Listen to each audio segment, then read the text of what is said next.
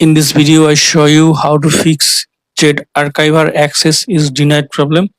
For solving this problem, go to Play Store, search for Jet Archiver, tap on it, up to date if available any update version.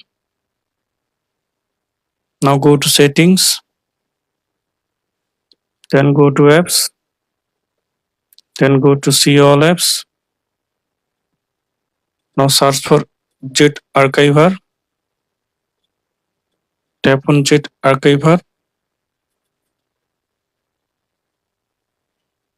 tap on Force Stop, tap on OK, tap on Storage and Cache, tap on Clear Storage, tap on Delete. Now open Jet Archiver app. Now I hope that this method fix Jet Archiver access is denied problem.